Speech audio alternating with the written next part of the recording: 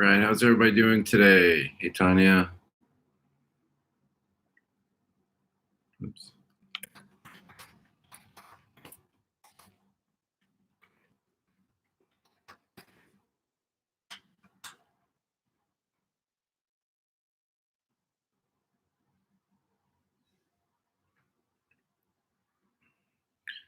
Okay, so as you're jumping in, welcome to our town hall, and be sure to tell us kind of where you're coming from, what the weather is like, and in following up from last Friday's town hall, what did you do for self-care last weekend? What did you do to de-stress, have fun?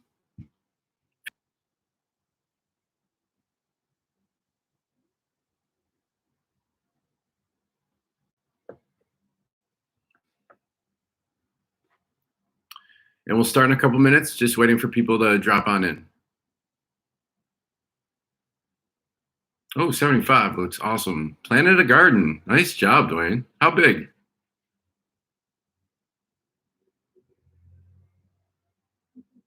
Netflix, excellent. Anything particular on Netflix?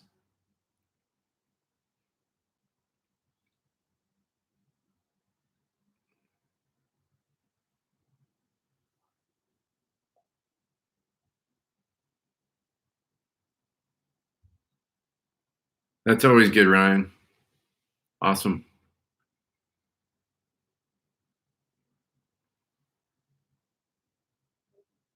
Also, just for kicks here, if you have any like COVID axioms and or memes that you've come across that you really like, if you can summarize them or plug them into chat.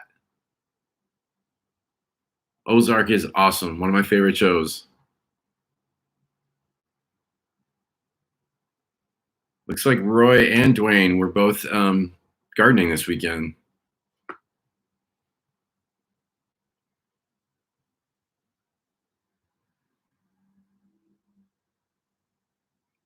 Cool. Just gonna give this a couple more minutes for people to join.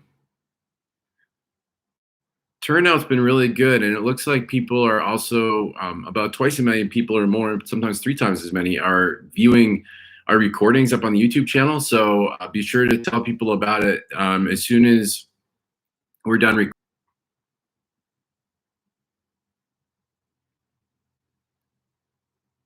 I've heard a lot of good things about air fryers, so I imagine that's going to be one of my purchases that I look at during COVID. I would think at some point in time I'm going to get around to that for sure. That's awesome, Shante. That's cool.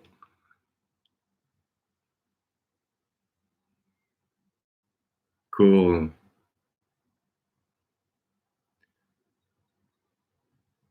King COVID. That's great. You had to kind of go through a lot to earn that, didn't you? I bet that's not a title you would necessarily seek to have.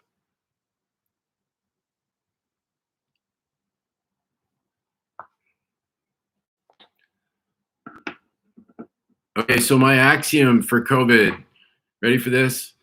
Every day is a week and every night is a weekend. That's how it feels. It's crazy during the day. Sometimes just level intensity of everything is heightened right now, obviously. And then every night, at least for me, I'm staying up way later than I should, just to de-stress from all of that. So every day is a week and every night is a weekend. It is Friday, though. Happy Friday. And then also, I'll show you what my wife and I, Meg, have been working on. Hopefully you can see this. This is a puzzle. So we've got, it looks like our dog. So we have a small little terrier mix is one of our dogs. And so we have this 300-piece puzzle. And I'll try to make sure to show you the finished product. We've got it about maybe 40%, maybe 50% at this point in time. And then I'm also getting a message that our connection is not super stable. Just I want to make sure people know that. We're good. And then, as I mentioned last week, I'm battling my wife on whether COVID hair is going to happen or not. So my challenge to her is for her to cut my hair. She's terrified to do that. I think she'd do a great job. And her challenge to me is to grow it out. So far, she's winning. So that's the update on that. And then finally, as I mentioned last week, I was able to convince her, or actually the pandemic convinced her, that we should watch the Marvel Comic Universe, all the movies, which was 24 movies in order. So we just finished our 15th movie last night, and now we are getting ready. And that was Civil War. So that was the Avengers Civil War. And now the next one up is Spider-Man Homecoming. So we're watching them in chronological order. So yeah, so that's the update. Spending a lot of time watching Marvel. All right. So we've got I think critical mass here to get rolling. So why don't we get started? Just wanted to welcome you all again to our town hall. It seems like our level of engagement keeps going up, and you're finding this helpful. I'm certainly finding it helpful to be able to communicate to what's going on at St. John's, as well as engage in the chat. I love that. I have an idea that I might float out there at some point in time, that for one of these in the next coming weeks, we turn it into a Zoom meeting. On my Zoom account, I could hold 100 different people coming in. We seem to average around 50 to 60. So we might do that, and I have a couple thoughts as to why. So I'll share that with you as I talk that through with the marketing team. It would still remain obviously just us and our group, but I want to be able to maybe be a little more interactive on one of the sessions. So that could be coming, and I will keep you posted on that. It'd be interesting to see what 65 little boxes would look like on our thing. So yeah. And also just want to give you, I want to start obviously by giving you an update on where we stand with COVID, particularly. I kind of feel like starting off our meeting this way kind of reminds us of the people we support, our fellow teammates that are on the front lines, working in this incredibly dangerous time. And so just to let you know, right now, with people that we support, we have, I believe, 16 people that we support have contracted and tested positive for COVID. 2 are in the hospital currently. And then also for our staff, we have 12 people that tested positive, mainly in DC and Virginia. Same with the people we support. And on the staff side, we have 3 people in the hospital as well. So, in the midst of everything going on, we're reminded just how serious this is on a daily basis with those that are working directly on the front lines, that are putting themselves in harm's way, that are sacrificing often for the sake of the people we support. And as an example of that, right now in DC, all of our residential sites are sheltering in place. So that's hugely significant. I mean, that's a move proactively to be able to provide the best care to the people we support. And staff are going out of their way and signing on and volunteering to shelter in place. And I cannot thank you all enough. You guys are truly heroes for doing that. The reason that we're doing that is to minimize contact, obviously, with the outside world. A lot of times, unfortunately, the staff are the variable that come into the home, since the people that we support aren't visiting anybody right now. We're not having visitors come in, and then we're certainly not out in the community. So a lot of times it's our staff that could potentially be carriers. And so to take a proactive step, we did this at Harlan Morris. We're doing it now in DC, where staff have volunteered for sheltering in place for an extended amount of time. And they truly are heroes for doing that, and ambassadors of our mission, and really compassionate, caring, loving people that are super concerned about the people we support. So I just want to say thank you. And also I just want to take this moment with all of you, just to have a moment of silence to reflect on those that we support and our team members that are concerned, obviously, for them. So let's just take this moment of silence just to reflect on them and pray for them. So if you will join me.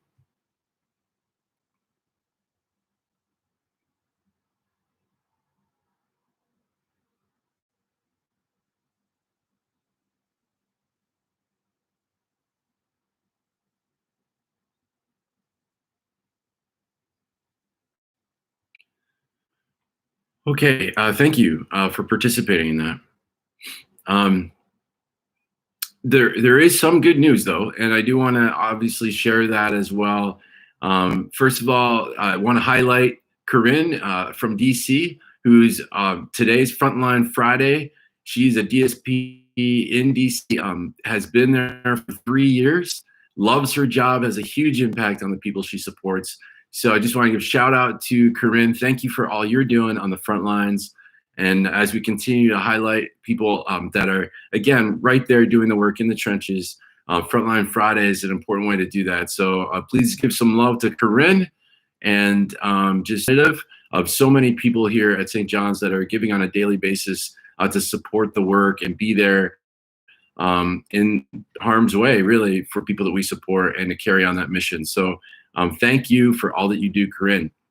And then I also do have some good news relative to Harlan Morris. So, as you know, we went into shelter in place on April 2nd at Harlan Morris, the retirement home in Trenton, with about 20 seniors that live there, all vulnerable, many medically fragile, and all at high risk. And so, Amanda and the team moved in on April 2nd, and have been living there ever since. And we had a couple scares along the way, but this week we had all of our staff tested, and we also had the first responders tested. Talk about advocacy. Amanda and the team reached out to the health department after first responders came into Harlan Morris without having any kind of PPE on them. And we don't know why that is. We don't know if they have those resources or don't have those resources, but either way, it presented a risk to the staff of Harlan Morris. So the health department ended up having all those first responders tested as well. And then we had one individual resident that also had shown some signs or symptoms of COVID. So they were admitted to the hospital and tested as well. All of those tests have come back negative. Huge celebration. That's phenomenal. And it's a testament to the work of Amanda and the team, Harlan Morris, and just the precautions that were taken. And so we're very grateful for that.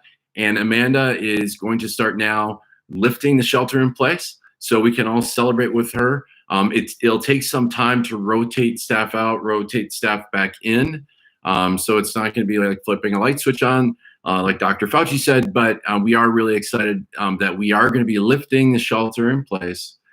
We will still have very, very aggressive social distancing protocols in place. We will still not allow any visitors to Harlan Morris. So we are taking every precaution we can, short of sheltering in place at this point in time. But yeah, we are just super excited and thrilled and grateful again to Amanda and the team for all that they have done for those seniors. And, obviously we're concerned because we're not out of this yet, and we have a very vulnerable population there. So we're going to continue to manage very tightly. There's going to be protocols for staff coming in as well. So, temperatures being taken, everybody has to wear masks, that kind of thing, just to make sure that we can keep a safe environment as possible. But yeah, definitely great news. Really excited to be able to celebrate that, and hopefully we continue the positive steps that are there happening right now. And that'll be an awesome thing to see. Other good news. This is really remarkable. So far, New York, Tennessee, and Delaware still have no positives for COVID in any of the people that we support, which is remarkable, and staff as well. And so that's tremendous. Again, I know that we're doing all we can on the protocol side, and we've been doing that for quite some time, and that certainly has positioned us as well as possible. Even here in DC and Virginia, we are lagging behind other providers in the numbers of cases that we have versus the other providers. We are much more on the lower end of that number, but it's still a concern, right? But yeah, so far we can celebrate that New York, Tennessee, and Delaware, we haven't had anybody test positive for COVID. So that's awesome news. And then we are still holding, obviously, to aggressive social distancing and doing a phenomenal job. And that's happening all across the organization. So I thank you for that. I thank you for the precautions you are taking personally, when you're not on shift, in your own life with your own families, limiting your social exposure. I thank you for that, because that also plays into your ability to help keep people safe that you're supporting when you're working. And so I'm really grateful for that. And kind of tying into this by way of an HR as well as health and safety update, just wanted to touch on a few things with you that I want to make sure that we're highlighting, and that everyone's on the same page. First of all, as I mentioned last week, Rich and the team are in the process of developing a wellness program that will highlight kind of some key initiatives and will help support all of us as we work through this time of COVID and pandemic. And so that's going to be rolling out in the near future, probably in the next week or two. I'll be able to tell you about the first initiative connected to that. So more to come on that. And we're working with our partners on that, and we're really excited about where that can go. And along those lines as well, while I'm thinking about it, I want to make sure that you all remember that we have an employee assistance program that is fairly robust, that's confidential, and that's to the staff updates portion of the website. That's sjcs.org/staff updates.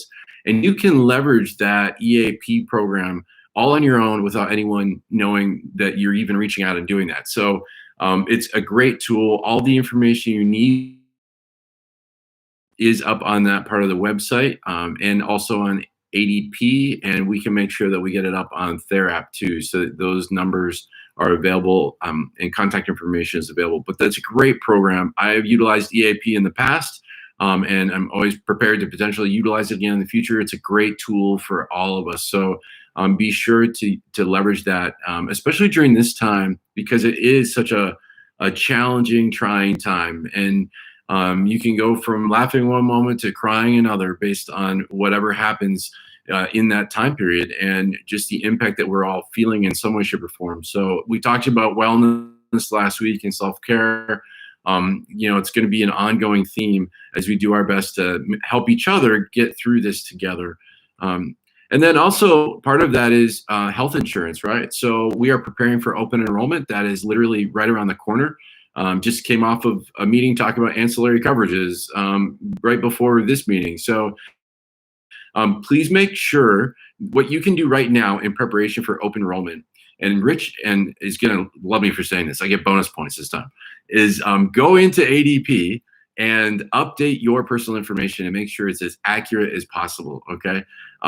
Just do that for us. That'll help expedite open enrollment. It'll help make sure that when you go to enroll in different benefits that we offer, that all of the information is up to date, and it'll make it more seamless, have less challenges, okay? So please be sure before the next town hall to go into ADP and update your information, and then be on the lookout for all open enrollment information that'll be coming. We'll put that on ADP. We'll send out an email. We'll put it on TheraP, and we'll also put it on the staff updates portion of the website. And thank you, Ryan, for putting that URL in there. And also there's a link to EAP on the ADP homepage as well. So that's there for you as well. And then on the health and safety side, as this progresses and we keep getting further and further guidance from health officials, one of the things that's really important is that when you are working a shift and you're working with people that we support in any capacity that you're coming in contact with them, we want to make sure that you are wearing masks when you're working in those sites and when you're doing that. It's really, really important to limit exposure. And so please be sure to be wearing your masks. And frankly, we should all be doing that, when we're around people at any point in time. I know that most of us are really leaning heavily into social distancing. We're going to the store on a very limited basis, but we still have places like the store that we have to go to get groceries and things like that. And so be sure that when you're in those environments that you're still practicing social. And I would ask that even of coworkers that are in states that are starting to reopen, like Tennessee. We need to, because of the vulnerable people that we support and they're being at high risk, we have to do our very best to keep them safe. And part of doing that is keeping ourselves safe. So even as places start to reopen and we're able to start to go about and start to engage a little bit more socially in non-essential places, I would really encourage you all have a mask, use your mask, and especially when you're around other people, be sure to do that. So thank you for doing that as well. Um, and then, some questions have come up, and obviously this is a moving target and an ever-changing situation. But it's really important that if you are exposed to someone that tests positive for COVID, you need to do two things in terms of, you know, where to from here relative to St. John's and your work and your shift, things like that. Um, we need you to contact your supervisor as soon as possible, and then follow through with your local health department protocols. Okay. Those can be slightly different in each location that we serve. So just be aware of that. That's why we don't necessarily have a one size fits all thing relative to that. But you need to talk to your supervisor. Let them know about the risk, and then let them help guide you through what the next steps are going to look like. And one of those is going to be contacting your local health department, going through those protocols that they have for testing or not, because in some situations they may not test right away unless you show symptoms. So those are things that are really locale by locale. So just be aware of that. And then it's important too that you follow through with our return to work protocols. Okay, we've got policies in place. Again, talk to your supervisor if you have any questions. It's obviously incredibly important that you work when you can. That if you're able to work, that you come to work. We need you to come to work now more than ever. It's critically important. And so the key here is be sure to be talking to your supervisor. If you find out that you've been exposed, talk to your supervisor, and then at the same time, follow through with your local health department protocols, okay? Just checking. Sometimes I get messages on the fly here about I'm doing something right or wrong, and I just want to make sure I'm checking in. On to finance update here. Just want to let you know. So first, how about right now, everybody on the count of three, take a big collective breath. 1, 2, 3. Good. We made it through April. Isn't that remarkable? I mean, that feels like it was probably the longest month ever. So we made it through April, and now it's May 1st, and we're on to new challenges, new levels, new devils, but we are into May, which is great. And the point is, that despite all of the challenges that we were experiencing and all the fronts that we were fighting on and have been fighting on really since this really broke out here in March, we are still hanging in there, and we're overcoming those challenges and overcoming that adversity. So, Sherry and finance team have been doing an amazing job managing cash and liquidity. Liquidity is basically how much cash do you have on hand, either through credit or in actual cash, to be able to pay your bills.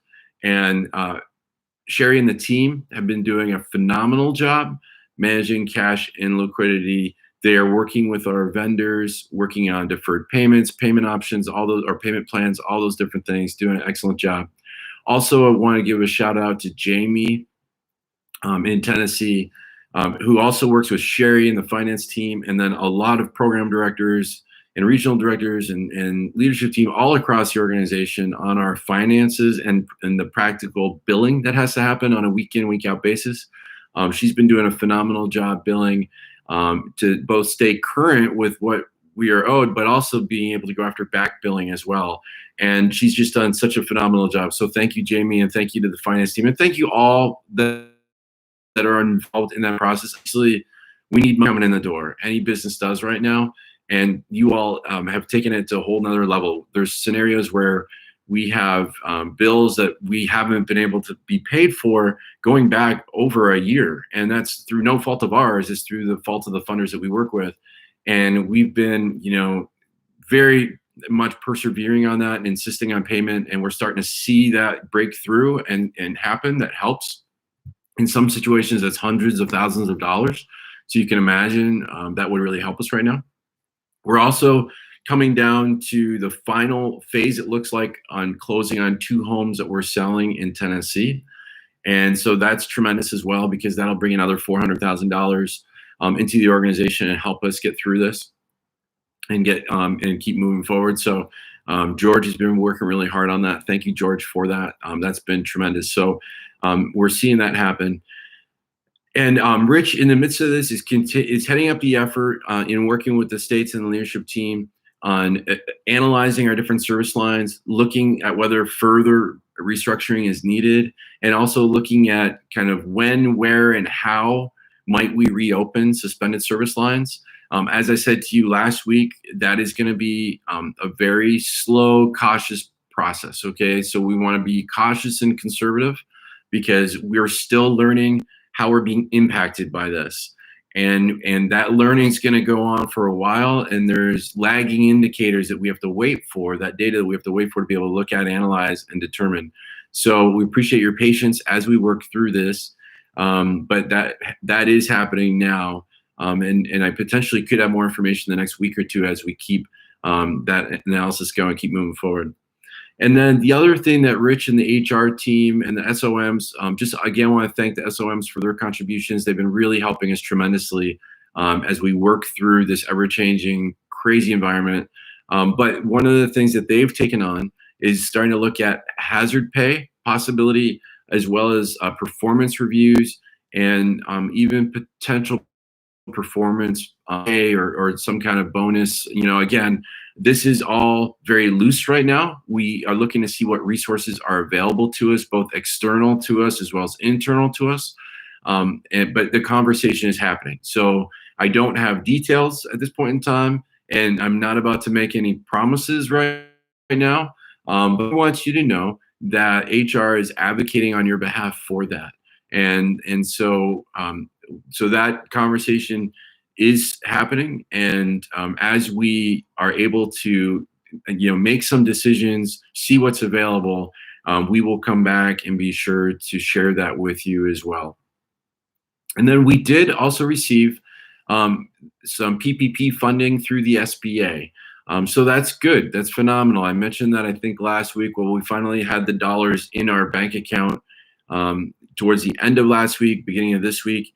We weren't aware of that because we didn't have access to that account for some reason, but our bank turned on that access, which is great. And so we were able to successfully get some PPP dollars through the Small Business Administration. So there's a lot of moving parts to that. And so, again, we're being very cautious in how we utilize that because there's going to be an audit. That's how we're just assuming that because it's such a big program and so much money got pushed into the system, and you've heard of organizations, you've heard of public companies that are for profit that got billions of this, tens of millions of dollars of this, right? I think I read somewhere that publicly traded companies got $1 billion worth of the Small Business Administration PPP initial rollout. So because of that, we know there's going to be an audit. And so as we spend the portion that we received, we are doing everything we can to make sure that we're dotting every I and crossing every T and accounting for every penny, and that we're also trying to maximize the forgiveness portion of that program. So depending on how you use it, you can get those funds forgiven potentially. And so we are being very conservative, but tracking that very closely. And we're starting to utilize some of those funds, which is tremendous for us right now. So we also have additional applications in the pipeline, and we're hoping on good news for those. But again, it's been moving slower than anticipated. But we have good banking partners that we're working with right now, and they've been working around the clock, not just for us, but for their clients. And so that's been tremendous. But I do want to just forecast May from the cash flow and liquidity forecast that we look at regularly, at least a couple times a week. May looks to be a challenging month ahead of us. So we do know that we've got, some other waves that could hit us in the next few weeks. But, at the same time, we've been working really hard as an entire organization to try to manage, since this all happened and erupted end of February, early March, and just the impact that we have felt as an organization. So, I think that we should continue to feel very positive that we can overcome the adversity that's in front of us, because we've overcome the adversity that we've already experienced, right? but we have to do it carefully, and we've got to we have to be able to manage all the moving parts and understand them as they get released and rolled out to organizations like St. John's.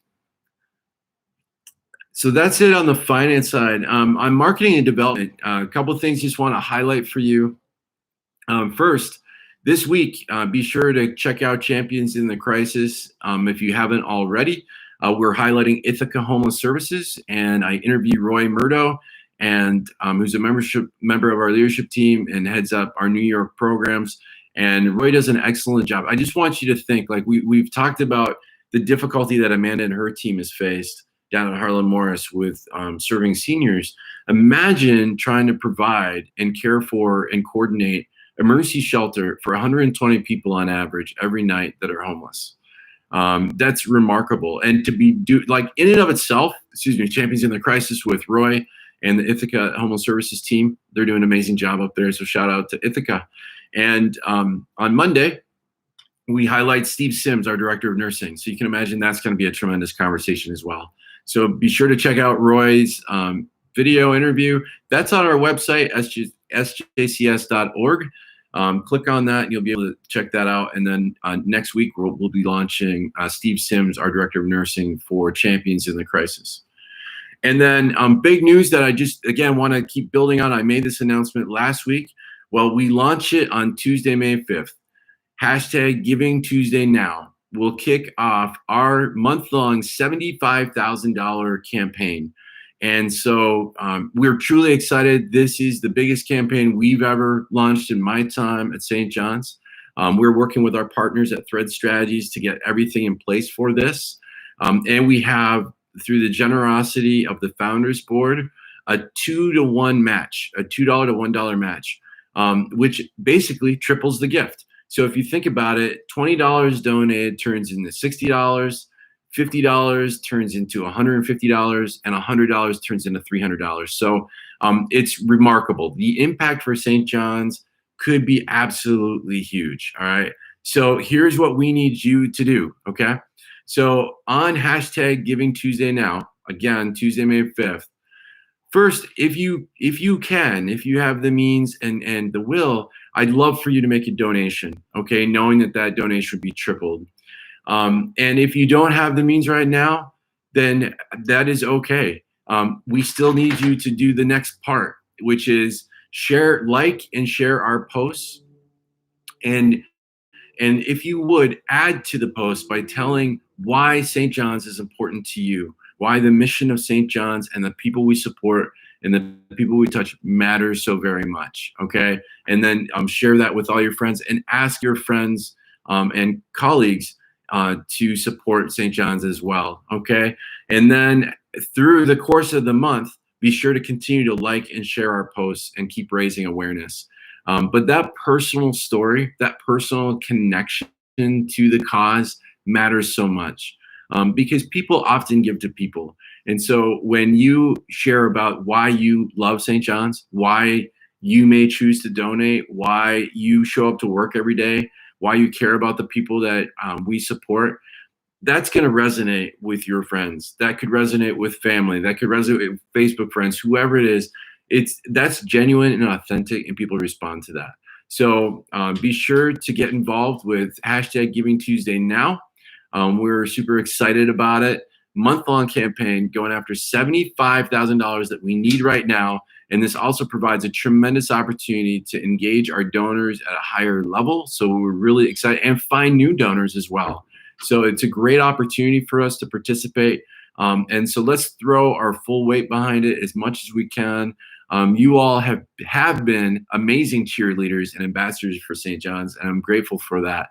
And this is an opportunity for us to take it to an even higher level. So hashtag Giving Tuesday Now on Tuesday, May 5th.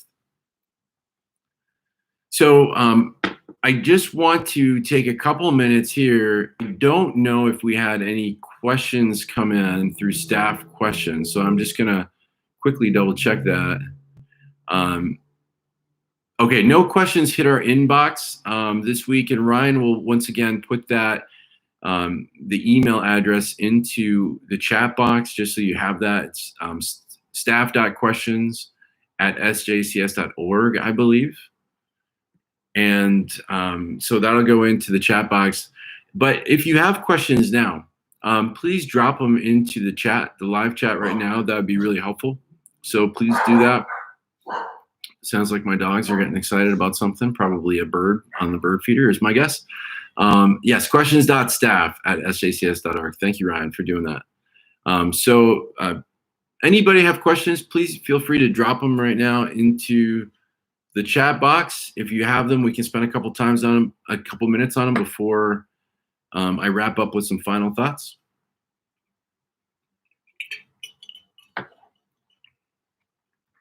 Yeah, Sandra, thank you for highlighting that 2-to-1 match.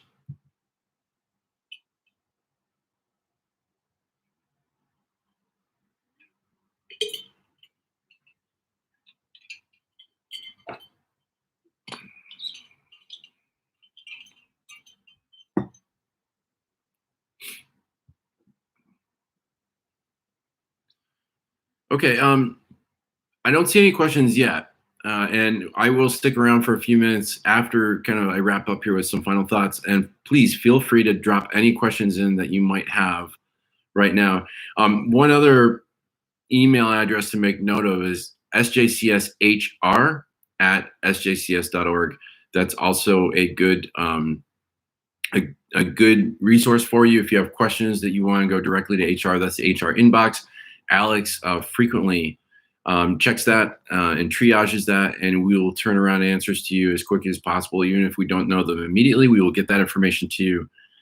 The dates for the 2-to-1 match, Tony, it essentially will kick off from any. So let me explain a little bit more because I forgot to mention this. So thank you for this reminder.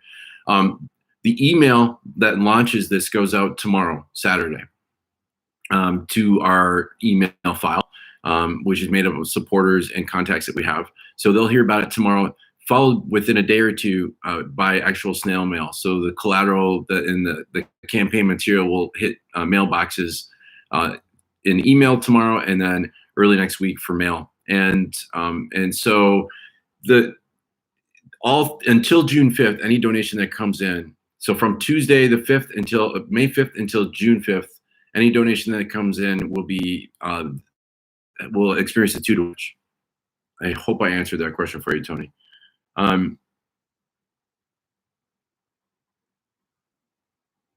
Oh, Anna, sorry to hear about your loss. Yes, we will certainly be praying for your family.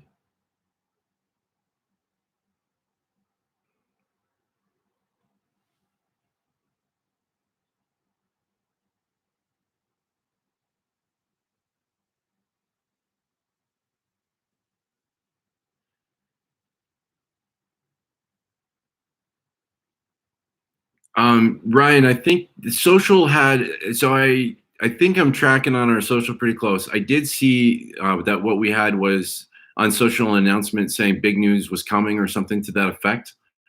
And so, because I think both you and I shared that.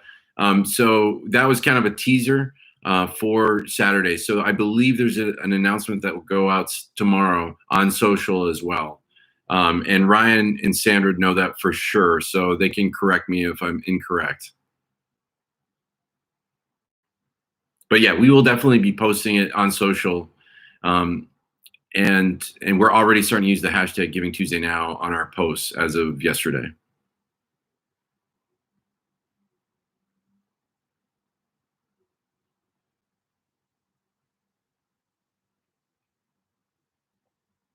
And I will certainly be praying for your family and for your brother. That's I'm so sorry to hear that. That's a trend that we'll just be praying.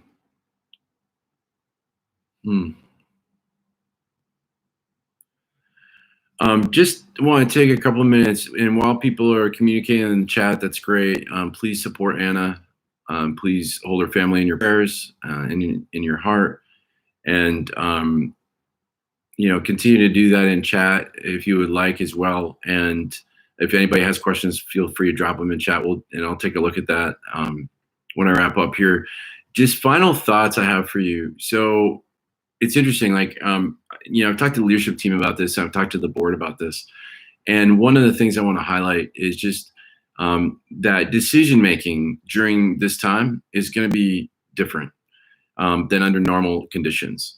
And it's really interesting because as much as last week and even this week, I talk about how we have to be really conservative and cautious when we start talking about analyzing and reopening potentials like services that have been suspended. At the same time, because of our lack of liquidity and deep reserves, we've had to move very quickly, in the first 6-7 weeks of this pandemic and the impact to mitigate greater impact. And so I bring that up just to say that the decision making during this time is going to be different than under normal situations. There are going to be times when we make decisions faster and frankly with less information because we have to in order to protect the organization to the best of our ability.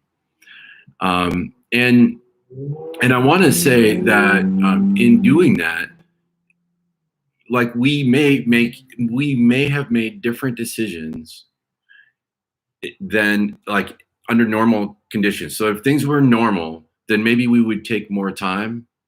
Maybe we would wait and get more information. And so I think that I just want to share that with you because there's a flip side to this, right? People's lives are going to be impacted because of it. And in some ways, they're going to be impacted negatively. And in some ways, others may be impacted positively because of it. And for those that get caught up on the negative side of that, I just, again, want to say how sorry I am for any potential negative impact on you or your family.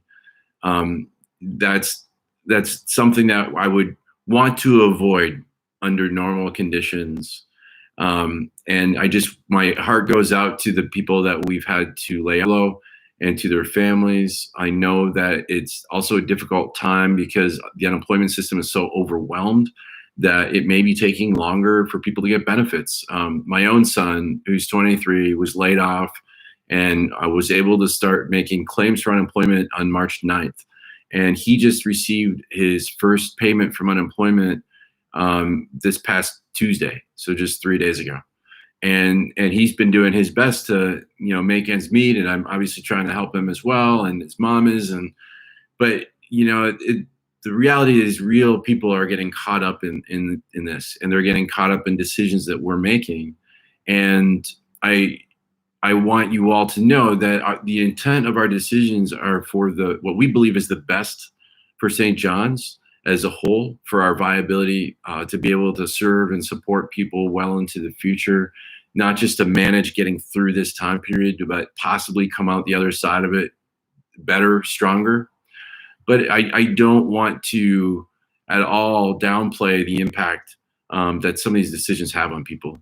And so just, my thought process has been, and I've been trying to share with the leadership team that the reality is decision-making during this time is going to look different. And so I just want to make sure that you hear me say that, and that you if you have questions on that, you can certainly ask me. I also want to say this. We are far from a perfect organization, and I am far from perfect as a leader, and we are all human. And not to say that in the sense of to excuse anything, but just we are going to make mistakes. We already have made mistakes. We were making mistakes before COVID happened, and we have systems and processes and some communication issues that have only been complicated because of COVID. And again, have made it difficult either for our existing team members and as employees, or have made it difficult for people that were either laid off or furloughed. And again, I just want to say, I apologize for that. I'm sorry for that, and I want to see us improve.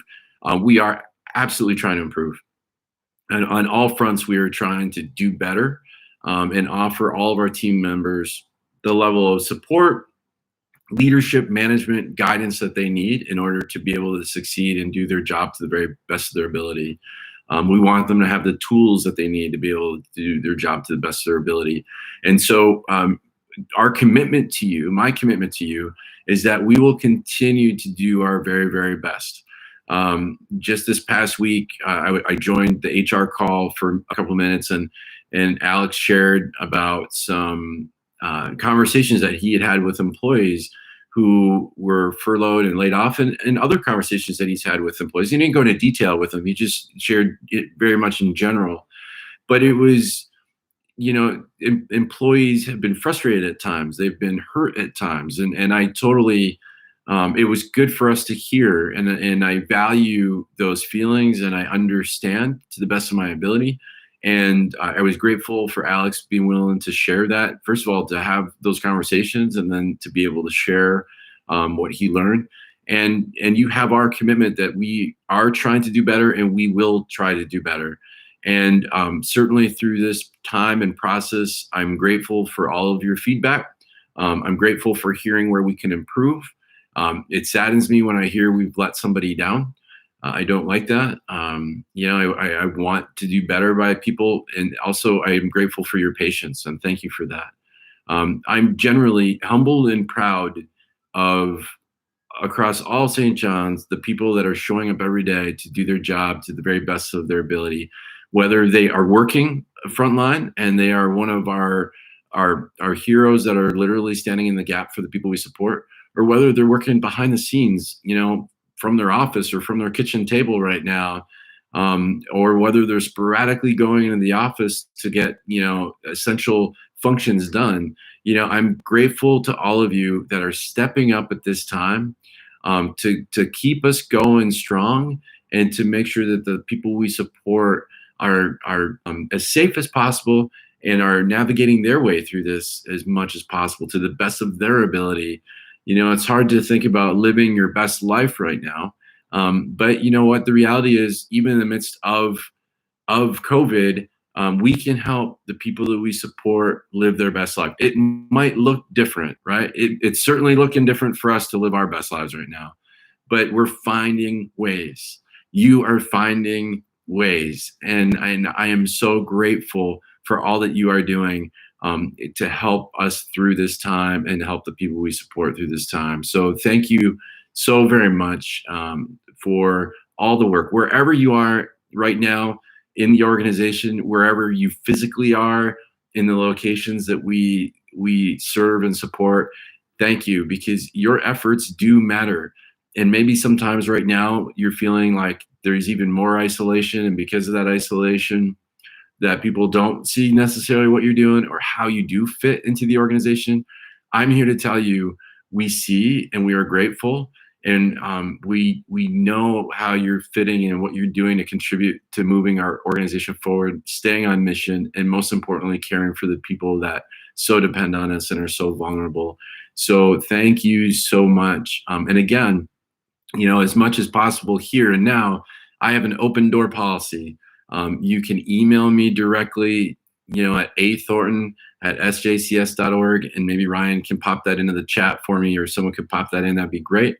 My phone number, my cell number, is on my signature line. It's 315-380-3086. And so by all means, you can feel free to reach out directly to me. And if I don't get you right away, I will be sure to get back in touch with you as soon as possible. Anytime I hear from employees, I appreciate the feedback, even if it's something that is difficult to hear. It's helpful. It makes us stronger. And you should also know that, anytime I do hear from employees, I am sure to, in some way, shape, or form, connect with the supervisors and managers that are at play here. Okay, just because we want to make sure that we can help, and we can make things better. We want to look into situations that need to be looked into, and we want to make things better. So I just want to close with that, and just thank you all again for being who you are and being St. John's. That's my St. John's story, as you all. Like when I think about hashtag Giving Tuesday now, I think about when I started learning about St. John's before I joined the organization 2.5 years ago. And I heard about this organization that clearly had some swagger to it, that had a little bit of attitude, that felt that they had a point of view that was unique, that how they engaged with the people that they served and supported was unique. And that really intrigued me. And in joining St. John's, I learned that that is so exponentially true. And I am so grateful for that. So I'm grateful for each and every one of you. And I will hang out here for a little bit just to see if there's any other questions that we need to dive into. I'll hang out, maybe take it to 3:25, so a few minutes. If you have any questions, please be sure to drop them in.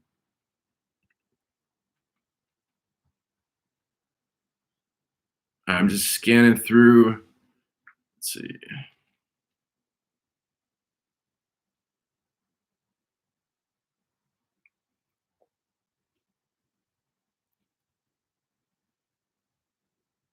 Okay, thank you, Precious, for grabbing that question. So Bridget had a question on IDs. Precious is saying that we will be contacting Ithaca and Tennessee on IDs. We'll need to get pictures collected. So that is underway. Moving slower than through nobody's fault, but just it is underway. It's just dealing with this is where dealing with the challenges of the technology are a little in the distance are creating some challenges, but we'll get it done.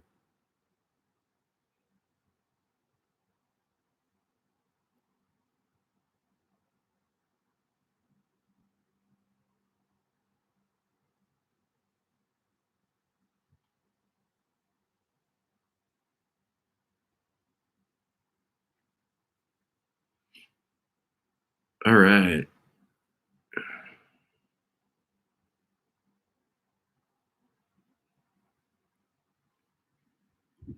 You are all very welcome. So glad that you're able to join us today. I hope you all have a tremendous weekend too. Find some time for you and your loved ones during this weekend for sure. We're still praying for you, Tony.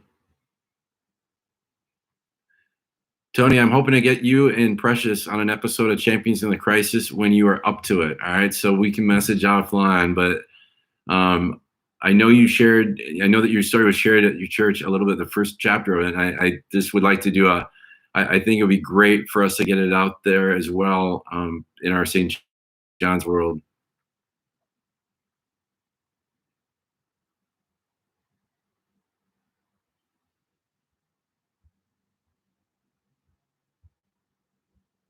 And congratulations again to Amanda and the team. I hope that all of you that are on right now from Harlan Morris, that as you're able to re-engage with your families, that like when you're able to kind of step off shift and finally go home, again, thank you so much for that sacrifice. And I hope that you just have nothing but love in that experience with your family, reconnecting with them. So there's nothing like physically being with your family, right? It's one thing to talk on the phone. It's another thing to see them, via Zoom, even through the glass of a window or a door, but it's a whole different thing to hold them in your arms. So congratulations to all of you, for making it through to this point and getting that, experience ahead of you.